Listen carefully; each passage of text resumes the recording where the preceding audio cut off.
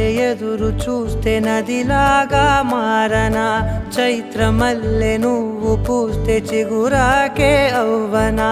నన్నే వరించే యువరాజును అంట నీ యువరాజు